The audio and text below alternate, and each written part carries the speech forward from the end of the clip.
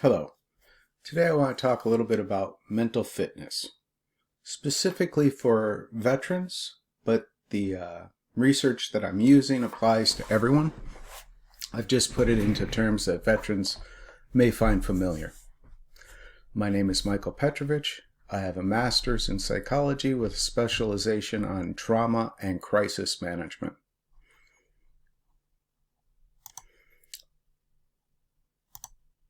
But before that, I was Specialist Michael Petrovich. I served from 92 to 2003. Here's a picture of me at my first duty station. I was in Operation Joint Endeavor and got around a little bit. Spent some time at Fort Hood, some time at DLI, and then I spent some time at the Pentagon. So how did I go from this guy to this guy? I'm going to talk about fitness today, and while I'm not an expert, I have done the research and I have some personal experience. So let me talk about that. First, we'll start with my trauma story. On September 11th, 2001, I was in this part of the building that collapsed. It was a normal day, just like any other day. I'd come into work a little bit late. I was in E4 at the Pentagon.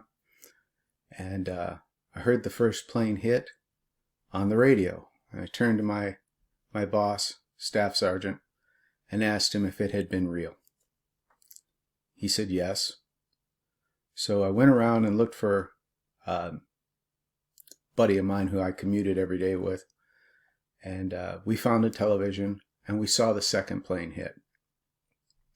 When we saw the second plane hit, I told him to go call his wife. And we would be working late. We worked in the office of the Deputy Chief of Staff of Personnel. And we were both junior guys in the Pentagon, which meant we were both on the roster to give admin support to the Ops Center. And I had a feeling that the National Guard would be involved, because after the second plane hit, it looked intentional. He went to his desk to call his wife. I went to my desk to call mine. Made the phone call, got off the phone. 2 minutes later, a buddy of mine called and asked if I had seen what was going on. He was an airman up at Meade. We agreed to keep in touch throughout the day.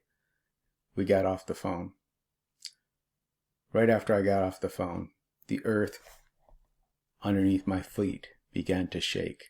The very air around me rippled. There was a hot flash above my face. And at first I thought, they got us too. And time stretched out. In those instances, I thought to myself, well, I don't have to take that PT test. I don't have to pay that overdue bill. I don't have to worry about getting more promotion points for the board.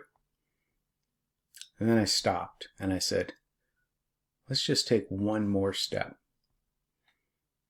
And for the next 15 to 20 minutes, that was my mantra. One more step. I was wearing my Class A's. I took off my tie. Went around the desk. All the cubicles had been knocked down, but it was pitch black and thick, acrid smoke was pouring into the room. I saw one of my colleagues, a woman in her 50s, under her desk praying. And I said, we can pray later. Let's go. Saw a bunch of people standing around, walking around in the smoke. And I told them to get down under the smoke. And we crawled towards the E-ring, the outer edge of the Pentagon. That was the closest door in the room we were in. I remember telling those people to follow me, but then I kind of lose track of where they were for the next bit of time. I get to the E-ring door and I put my hand on the door and the back of my hand blistered. I knew we weren't going that way. So I turned around and started crawling through the maze of rubble. Got to about halfway across the room, and this room was about the size of a football field. It went from the outside of the building all the way to overlooking the service alley. So from the B ring all the way to the E ring.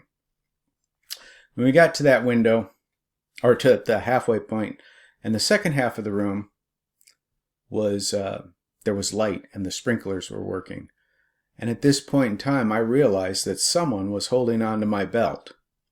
And I looked back, and it was the lady who had been under her desk. And there were a couple people behind her. I could hear other voices in the darkness, but I couldn't find them. We continued on, and I saw another group in front of me. And we got behind that group. When we got to the windows overlooking the service alley, I couldn't breathe anymore. The group in front of me went towards the main corridor. I took my group and I went for the window.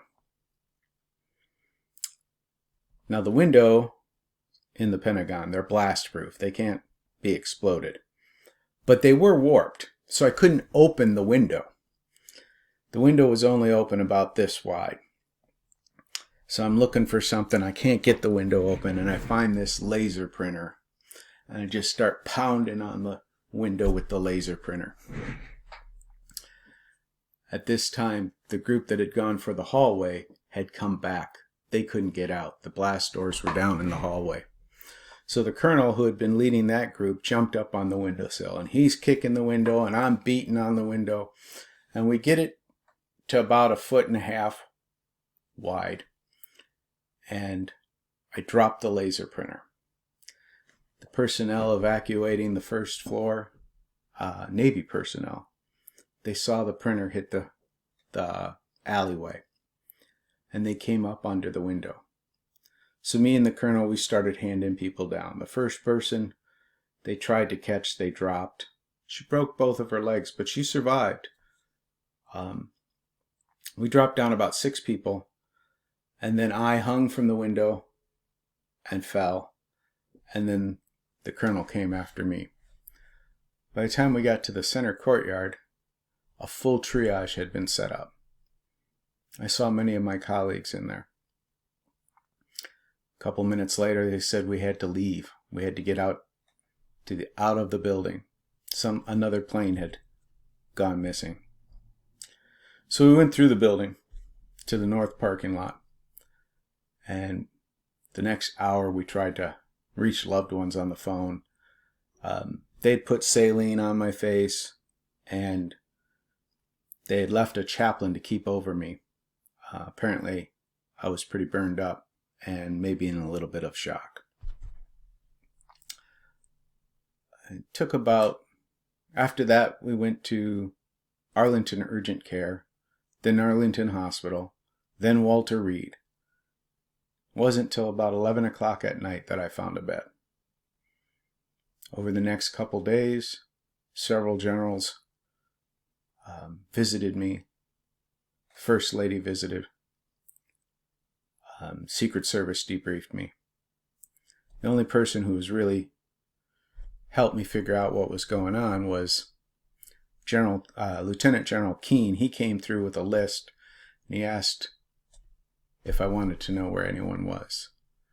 The one gentleman that I rode back and forth to work with every day, that I rode to work with that morning, the one that I looked for that TV with, I wanted to know where he was.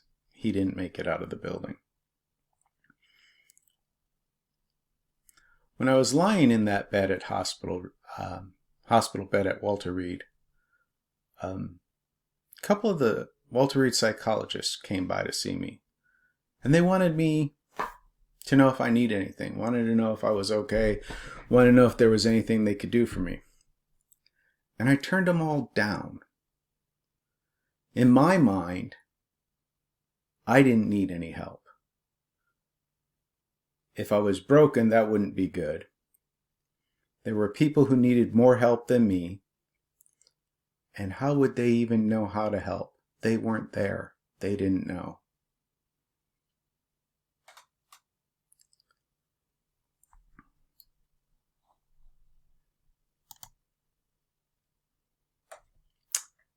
So it wasn't until about 2 years later that I started having the nightmares about being on planes that were on fire, or being somewhere where I was in a room on fire.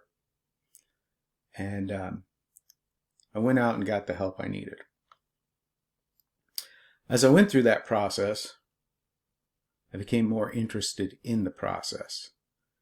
And it took about 10 years, but eventually I went back with vocational rehabilitation from the VA, and I got a degree in psychology. The original goal was to be a counselor, but I ended up in education. So that's a little bit of the background of where I'm coming from. I've also done the research. Most of my undergraduate and graduate work was in trauma and crisis. And the data that I've pulled together today is about mental fitness. And I've kind of put it on a little bit of a military spin based on my experiences. So let me ask you a few questions. Would you go to the doctors if you were sick or injured?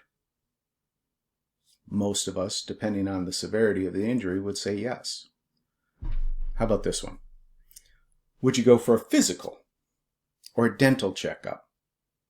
Some of us may not want to do that, or some of us avoid those, but we're the oddballs. In general, most of us in our society get our physicals or our dental checkups, and there's no stigma associated to it. In fact, maybe there's a little stigma associated to not going.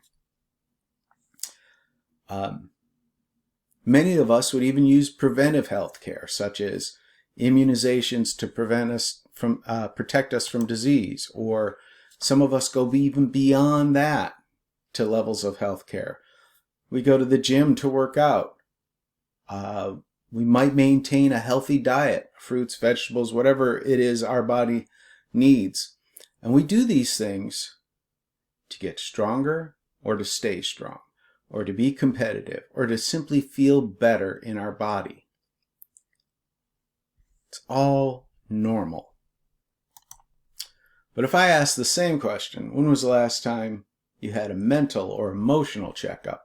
Or how often do you exercise your thoughts or feelings? You might laugh at me. You might wonder what I'm talking about.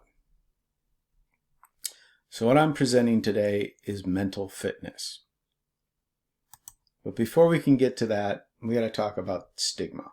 The thing is, when it comes to emotional or mental fitness, we go with, if it's not broke, don't fix it. And even if it is broke, we'd rather hide it than deal with it. The perception in this country, and especially among veterans and active duty military, is that only sick or crazy people seek medical treatment. I've talked to millions of people that are like, I can't see a psychologist for my depression because I'll lose my clearance.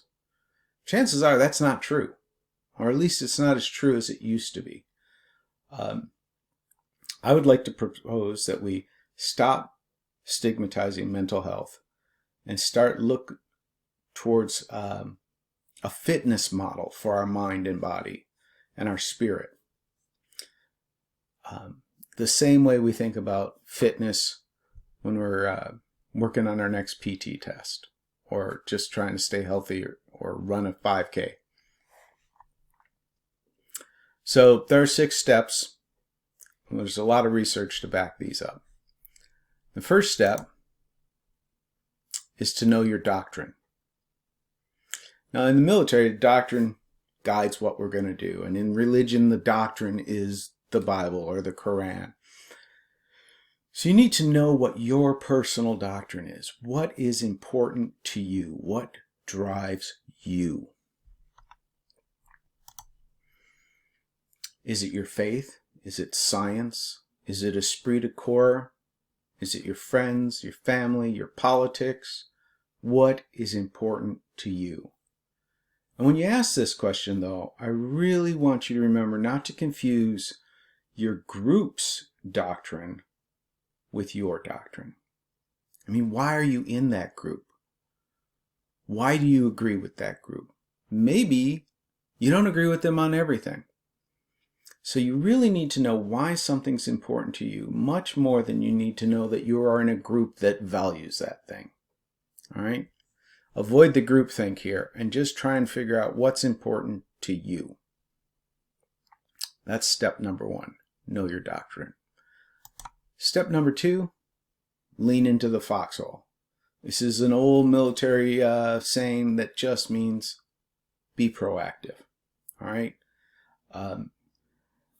Especially when it comes to your fitness, your mental fitness, your emotional fitness, and your physical fitness. Be proactive in your endeavors, and that can include how you take care of yourself.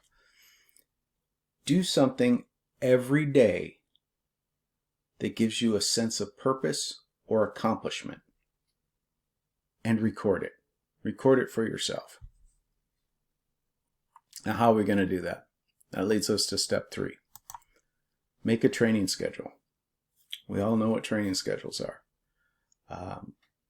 In the military, they include everything from physical fitness to NBC training to how we're going to deploy, spending time in the field. It's all on the training schedule. So for you, I want your training schedule to be a list or a calendar, or I use smartphone apps, whatever works for you. All right? I use a smartphone app to remind me to do shit, and then when I see it on the app, I execute the schedule.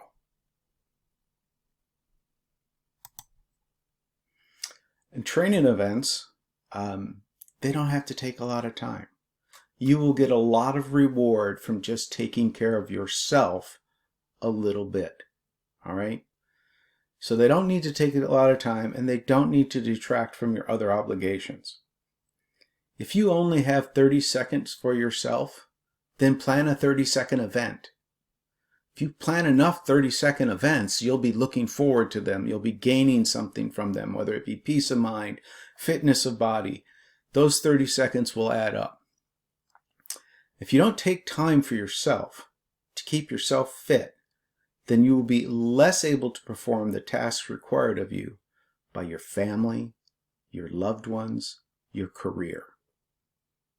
All right? Really think about that.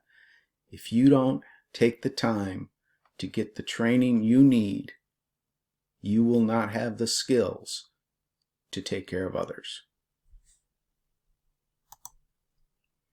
All right, now the schedule a variety of events. Most of the research says that we need to schedule 3 forms of fitness: mental, emotional, and physical. And that those fitnesses should come in 2 levels of difficulty, right? So training events is what I'm going to call them. And training events should never be beyond our reach, and they shouldn't cause additional frustration, all right? These are your regular everyday events. The bulk of your training events should be realistically achievable activities. Examples might be doing 10 sit-ups before you go to bed, or reading a chapter of a book every day, or doing 1 minute of mindfulness, or just checking in with yourself. 1 minute every day you sit by yourself and think about, how am I doing? How do I feel? All right? Or it could be having a conversation with someone. If you're an introvert, going out of your way every morning to have a conversation with someone who might be a little bit annoying, and just learning how to deal with that without being frustrated. Okay? Those are routine events. My routine events for this year, and I reevaluate these every year. I change the events. I write a new training schedule. This year, I want to run at least 5 minutes every day. Most days I'm going to run much farther than that. But if life gets in the way, I can run 5 minutes without breaking a sweat, which means I can just throw on my running shoes, go out and get 5 minutes and be back. All right? There's a saying in running: a 5-minute run has more in common with a 90-minute run than it does with a 0-minute run. And that's kind of what we're thinking about with all these things. Just doing something has more in common with the big thing than it has with doing nothing. All right. Now, for me, running is my mental, my social, my emotional, and my physical. But just to be safe, I have a couple other goals I try and do. So I'm running 5 minutes a day.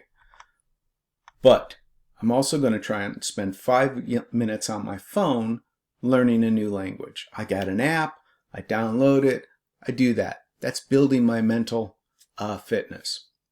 And then the last thing I do is I practice 1 minute of mindfulness every day, where I just sit somewhere by myself and try and push all thoughts out of my head. Just kind of focus on my breathing for 1 minute. On all of these tasks, that's the minimum. If I do that, I've done it. If I can do more, I do. I mean, like I said, 5-minute run, it's not a long run. Most days I'm going to do a 20 to 30-minute run. But if the day's getting in the way, I'm going to get those 5 minutes. All right? So those are your routine events. And like I said, we should have 2 different difficulty levels for our events. The second type of event on our training schedule should be a challenging event. These events are what we call hard work, but still achievable. Stretch goals. When I was in basic training, we did confidence courses. We didn't think we could do them before we did them, but we could. And they stretched our confidence. They built us up. Research in mental fitness says this is the kind of thing you need to do. Along with your routine, making time for yourself, you also need to make a little bit of a stretch goal for yourself. So for me this year, well, let's go do some examples first. So an example might be a long run once a week, or learning a completely new skill or hobby, or if you're kind of an introvert, maybe entertaining someone in a social situation that requires you to be emotionally dexterous, right? Like hosting a game night for your family or a dinner party. My goals this year are to read 52 books, so 1 book a week, run half a marathon, which I haven't done since I got out of the Army 20 years ago, and learn Spanish. So that's the training schedule. The fourth step is do your PMCS. Now, some of you guys been down to the motor pool, you might remember what a PMCS is, but it's your preventive maintenance and check schedules. We do these on all our vehicles in the military. Basically, check the oil, kick the tires. I want you guys to do that with yourself. This is where you do things like do your regular doctor's appointments, do mental health checks, self-awareness, know if you're in a good mood, know if you're in a bad mood. Check in with yourself. Okay? Self-awareness is kind of tricky. People lie to themselves all the time. Try not to. Don't do it. Call yourself on your own bullshit. But forgive yourself for being human. In maintenance checkups, it's okay to say, hey, that sucks. Or that thing I just did sucks. Allow yourself to fail, take note of it, and then move on. It's an opportunity to do better. Or as we say in the Army, an opportunity to excel. Know that the future is in your hands only. You could determine how you feel about the future. Right? Don't beat yourself up about it. It's an opportunity to excel.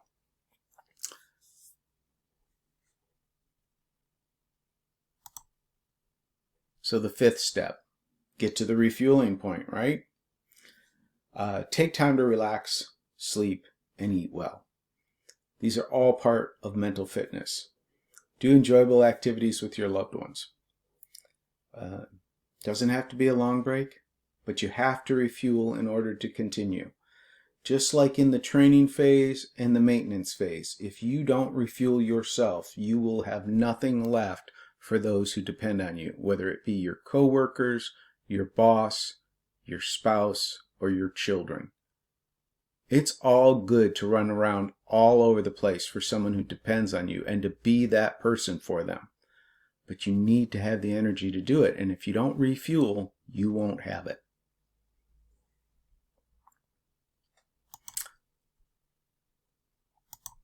The sixth and final step is do an after-action review. Learn from your mistakes. What part of your training or refueling plan really worked well for you and what part didn't? You know, if leaving healthy snacks around the house was a good thing for you, or if you totally avoided them and just ate candy bars instead, maybe that's not a good thing. If spending a minute of meditation in the morning isn't clicking and you're having more time to do it in the evening, adjust. This is your time. Your after action review is a chance to go back and see what worked and what didn't. Maybe back in step one, your doctrine has changed over time. Maybe what's important to you has changed. Perhaps you need to adjust your schedule or be more proactive. We cannot change the past, but we can learn from it in order to adapt and make the future better. That's all I have for you today. I hope that this was useful. Thank you for your time.